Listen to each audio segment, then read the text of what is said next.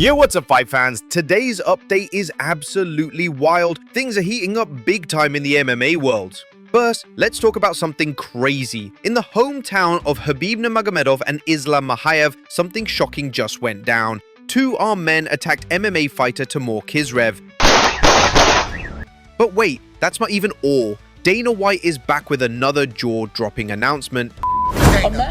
Just think about what I'm gonna do for. And on top of that, Max Holloway and Dustin Poirier are about to go head-to-head again in what's going to be their epic trilogy fight. The stakes, huge. And then out of nowhere, Ilia Topuria gets a surprise shout-out from none other than Nate Diaz. Yup, this one's loaded. Oh, and we got updates on Conor McGregor too. So let's not waste time real quick. Just recently in Makhachkala, the hometown of Khabib and Islam, Tamur Kizrev was getting into his car. Out of nowhere, two guys ran up from behind and started shooting at him.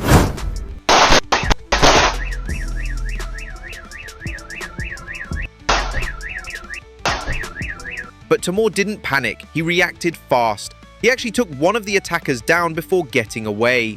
A city-wide manhunt followed. Thank God Tamur got out safe, and guess what? The attackers were using non-lethal weapons. According to reports, Tamur is doing okay now, but man, people are asking what was this really about? Was it random or something deeper? It's hard to say, but hey, this is Russia. This kind of chaos, sadly, not all that shocking over there.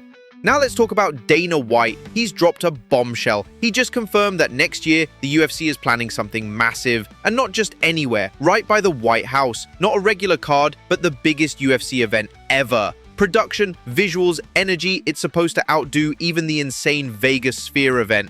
In an interview with Barstool Sports, Dana said, "We don't need to that maybe. He's something just a like at the end of night, even is just bad." Everybody wants to fight on that card.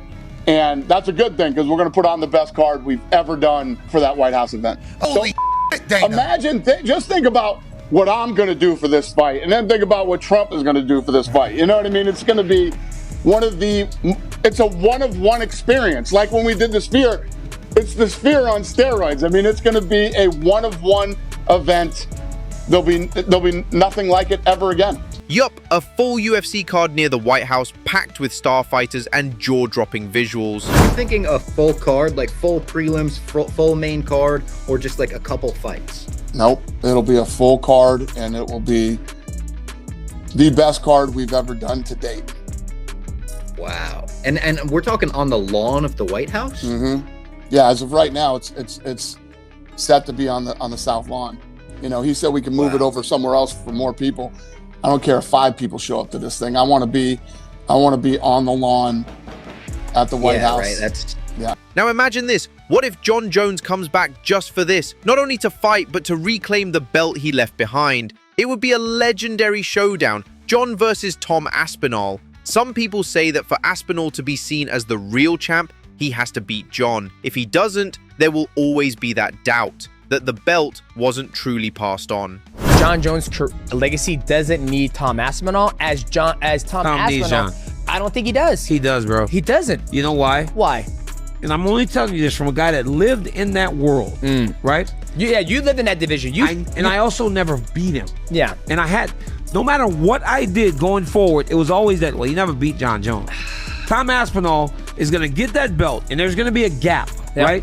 That lineal championship breaks. That line breaks. When Tom goes from interim to champion. Because Jon never gave him the opportunity to fight him. But either did Francis never gave Jon Jones opportunity to fight him. Francis was going to give Jon an opportunity. Jon wasn't ready to take it at the time. Exactly. Right? So there you have that same type of thing. So breaking. Francis left. Made a boatload of money. So in retrospect, Francis probably made the right decision because he got paid so much money to box. Exactly.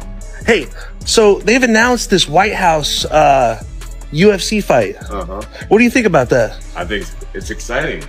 Very exciting. Can we expect to see you on the card? Yeah, I can't promise anyone anything, but I have very strong feelings that I'll be on that card. Do you think that'll be the most iconic location for a UFC match? Yeah, I think it's going to be incredibly iconic. It's going to be historic. In my opinion, it'll be just as big as Thrilla in Manila, the Rumble on the Jumbo. It's up there with that. I mean, it could be bigger than that. Really? Yeah, it could be big. Really. Bigger than the Thriller, yeah. I think so. But who would you take on? Who would be your dream opponent? I would want to take on whoever's holding the belt at the end of the year. Yeah? Yeah. Any possible names you think?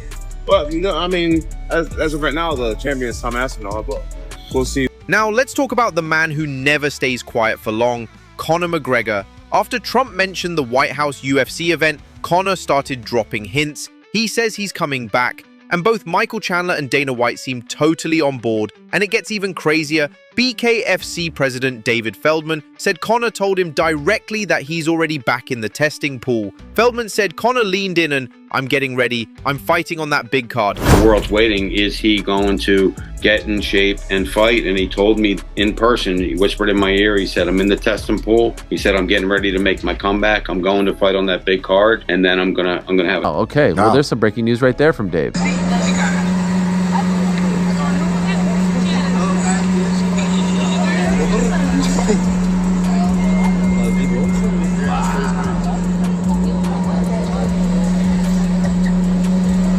That brings us to the upcoming trilogy fight, Max Holloway versus Dustin Poirier. Dustin has said this will be the final fight of his career.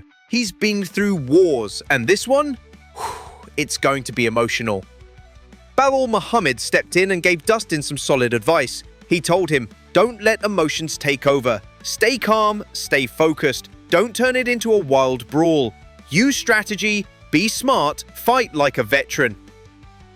Your last fight, you can't get emotional in there. You can't just want to make it a firefight. I know that's what you want. Don't jump to Gilly. You don't want to be on bottom. Regardless, I feel like you'll still get back up, but I think this is all going to be taking place on the feet. You got to get in the pocket. You got to get Max Holloway going backwards. Use those low kicks, kind of like how Volkanovski did against him. Start tearing down that leg. He really doesn't check the kicks. Get him going backwards. Get him going against the fence. Don't chase him, cut him off. This is your last one. Go out with a bang. If he points to the ground in the last 30 seconds, be disciplined defense. For me, I think I'm gonna go with. Before UFC 318, Tom Aspinall spoke with TNT Sports and shared his thoughts. He respects both Holloway and Poirier, but he also made one thing clear. He doesn't see the BMF belt as a real championship. Honest opinion. That's what you're here for, Tom. Yes. I mean, it's a title in it, but it's not a world championship, so what we're doing. These guys don't need a title, do you know what I mean? Like, the two legends of the sport, look at the name value, even look at the rankings, look at the amount of fights they've got, look at the shorts they're wearing. Like, we don't really need a title on the line, to be honest. Hey, your dad's a champion, brother. All right, Raj? I'm fine. Your dad's fine, he's good. Thank you, Dr. Ganzo. Thank you. Thank you. Great fight. You can take it, man. Thank you, brother. Thank you, guys. Thank you, guys. I like what he's doing. Hey, Dustin's the real champ outside the octagon. Now here's something surprising. Ilia Topuria just got a shout out from Nate Diaz. Yeah, Nate freaking Diaz. He said he's been watching Topuria closely and respects what he's done. And guess what else? Nate said he wouldn't mind running it back with Conor McGregor either. That would be nuts. Fight anybody right now? Who's going to fight? If I could fight anybody right now, I would fight Conor McGregor. There ain't nobody else to fight really right now, you know? I mean, I would like for him to come back and just impress everybody first, but not that he needs to, but it'd be great to see him back. Everybody's hating on him, and it's like, and then that little Ilia Topuria, he's doing a really good job. He's a little small for me, but I think those two are probably the best fights. And then on the boxing side, obviously Canelo or Crawford. I ain't asking for nothing, but when I whip someone's ass, I'm gonna get them too, you know what I'm saying? With all due respect. So.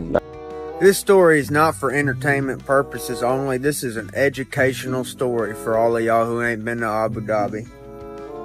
This is my first time in Abu Dhabi, so I'm kind of learning the rules still, okay? So let me tell you something. In Abu Dhabi, a changing room is not a changing room. You do not change in a changing room. I don't know where you change, but you certainly don't do it in a changing room, okay? So what happened is after training, I was at a gym. I took a shower, and I go from the shower to the changing room, which is right next to the showers. And I go out of the shower butt naked into the changing room to change into my clothes. There were 6 Muslim men in that changing room. And they had them full white gowns on head to toe. You already know what I'm talking about.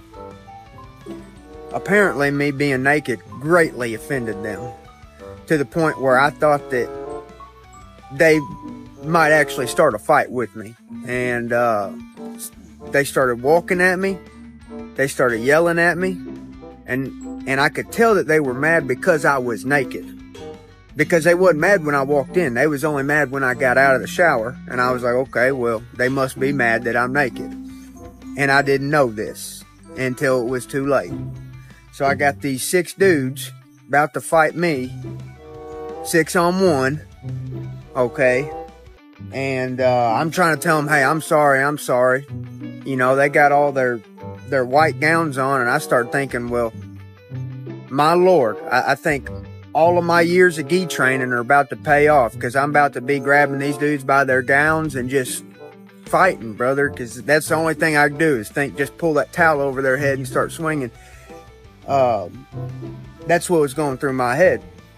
And so I was sitting there exposed before my fellow man. And by the way, there was a cold breeze in that room. So not only am I exposed before my fellow man, I'm outnumbered and I'm outsized, if you know what I'm saying. So I'm not feeling very confident at this moment. And I got these 6 dudes yelling at me, walking at me, telling me, leave, leave, leave. And then, thank the Lord, TJ Brown comes in. He says, hey, Bryce, you all right, brother? And that was the happiest I've ever been to see TJ Brown in my life. Because I thought, we can sure as hell take 3 apiece. I don't know if I can take 6 of them, but I know I can take 3 of them. I proceeded to tell them I'm sorry over and over. And then they finally let me get dressed. And brother, let me tell you, I've never put on my blue jeans and my boots quicker in my life than I did that day. And then I got the heck out of that locker room and I learned my lesson. So let me tell y'all, if you're in Abu Dhabi, do not get naked in front of none of these dudes. In the changing room, it don't matter where you're at. I'm just telling you. Because I ain't going to be happy. You might get into a fight. And I just want to share that with y'all because you might find it funny. But at the time, it was not funny. It scared the hell out of me. So there you go. But not everyone's sold on Topuria just yet. Arman Sarukian chimed in and said Topuria hasn't faced any top-level wrestlers. The only real grappler he's beaten, Bryce Mitchell. And yeah, Topuria dominated that fight, but Arman says it'd be a totally different story if he or Islam Makhachev were across from him in the cage. Speaking of rivalries, Dricus du Plessis just trolled the hell out of Khamzat Chimaev. Ahead of their big fight, Dricus posted a black and white selfie doing Khamzat's signature expression, but with a twist. And then he dropped the caption, same, just need a little more work on the beard.